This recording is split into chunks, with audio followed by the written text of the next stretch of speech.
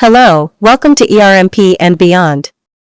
Today we will discuss another case scenario related to post-splenectomy infection. Before starting the case, please subscribe, like and write me your feedback in the comment section.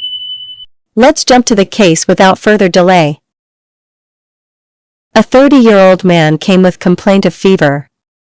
He had splenectomy following trauma 12 years back at the age of 18. He received appropriate vaccination immediately after his trauma. His BP is 70 by 40 mm mercury, temperature is 39 degrees Celsius, pulse rate is 130 beats per minute, and oxygen saturation of 95% with room air. What is the best initial antimicrobial therapy for this patient? A. Ceftriaxone, gentamicin, and vancomycin. B. Ceftriaxone, and vancomycin. C. Ceftriaxone, vancomycin, and amphotericin.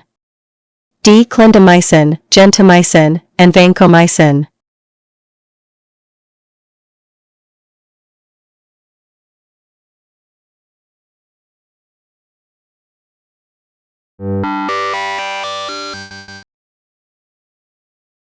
The spleen, often overshadowed by its more prominent counterparts, is a vital player in our immune defense, particularly against encapsulated bacteria. Imagine the spleen as a fortress, its red pulp acting as a vigilant guard, filtering out invaders larger than 1 micron. These include aged or infected red blood cells and bacteria that have evaded our body's initial defenses. The spleen's sinusoids, akin to a network of narrow alleys, trap these pathogens, where macrophages, the ever-watchful sentinels, stand ready to engulf and destroy them through phagocytosis. But their role doesn't end there. They also sound the alarm by releasing pro-inflammatory cytokines, rallying the body's defenses to the site of infection. Venturing deeper into the spleen's white pulp, we find a bustling hub of immunoglobulin-producing B lymphocytes, responsible for half of the body's antibody production. These antibodies are precision-targeted weapons, designed to recognize and neutralize polysaccharide antigens found on the surface of encapsulated bacteria. So what happens when this system is compromised? When the spleen's function is compromised, the risk of fulminant sepsis skyrockets, primarily due to these encapsulated bacteria. Streptococcus pneumoniae emerges as the chief culprit, followed closely by Haemophilus influenza and Neisseria meningitidis. Other bacterial villains, such as Capnocytophaga canomorsus and Klebsiella pneumoniae, can unleash similar devastating attacks. Moreover, blood-borne parasites like malaria and babesiosis pose a heightened threat to those lacking a spleen, underscoring the organ's indispensable role in infection control. It's imperative to understand that a fever in these patients is not just a mere symptom, it's a red flag signaling the potential onset of sepsis.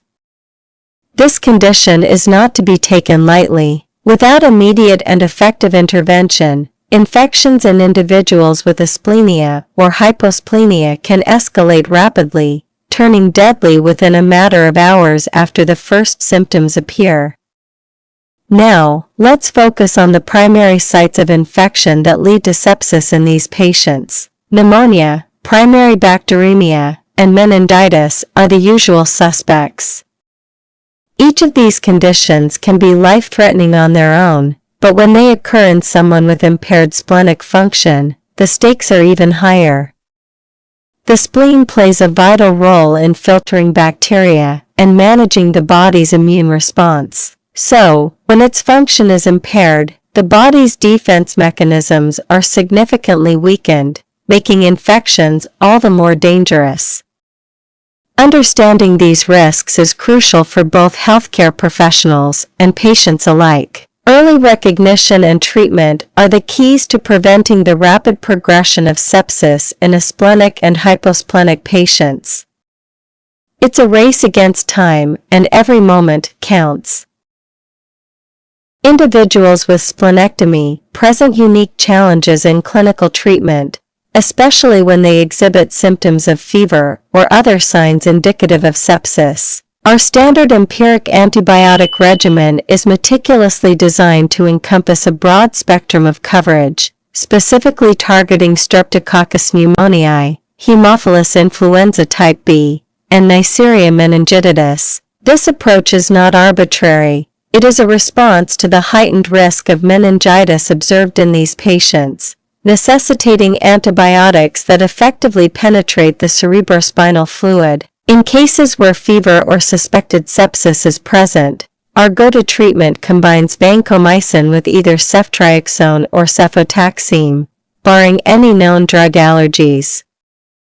This combination has proven effective time and again. However, when clinical features strongly suggest meningitis, symptoms such as fever, headache, altered mental status, and neck stiffness, we escalate our response. In adults, this means the timely administration of adjunctive dexamethasone alongside antibiotics. For children, the decision to use dexamethasone is made with careful consideration, tailored to each individual case. Monitoring these patients closely is paramount. Typically, we admit them to the hospital for a minimum of 72 hours.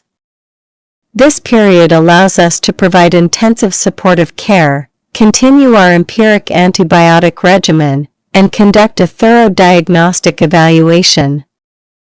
It's a proactive stance, ensuring that we stay ahead of any potential complications. Prevention, however, is just as crucial as treatment.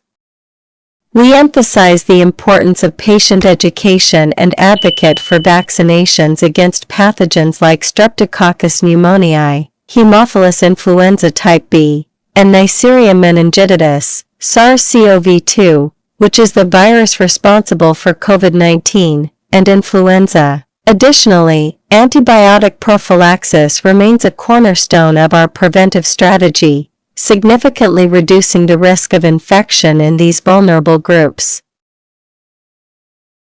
In the case of a 30-year-old man presenting with fever, hypotension, tachycardia, and a history of splenectomy, the clinical picture is suggestive of sepsis, potentially due to an overwhelming post-splenectomy infection. Patients with asplenia are at increased risk for severe infections, particularly with encapsulated organisms such as Streptococcus pneumoniae, Haemophilus influenza type B, and Neisseria meningitidis. Immediate empirical antibiotic therapy is crucial in this scenario. Option A includes ceftriaxone, gentamicin, and vancomycin. Ceftriaxone is a third-generation cephalosporin with good coverage against many gram-positive and gram-negative organisms. Vancomycin is indicated for resistant gram-positive infections, including MRSA and penicillin-resistant Streptococcus pneumoniae. Gentamicin is an aminoglycoside that is effective against various gram-negative bacteria and some gram-positive bacteria. However, its activity can be covered by ceftriaxone and vancomycin. Amphotericin is an antifungal medication, and while fungal infections can be a concern in immunocompromised patients, there is no immediate indication from the case presentation that a fungal infection is the primary concern.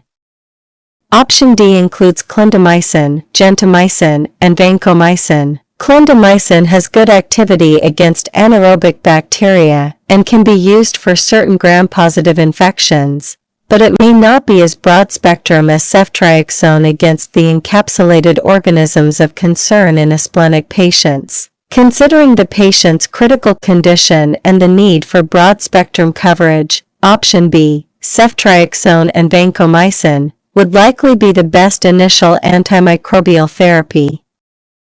It provides comprehensive coverage against the most concerning pathogens in an asplenic patient presenting with signs of sepsis. Thanks for tuning in. I hope this breakdown helps you understand management of fever in asplenic patients.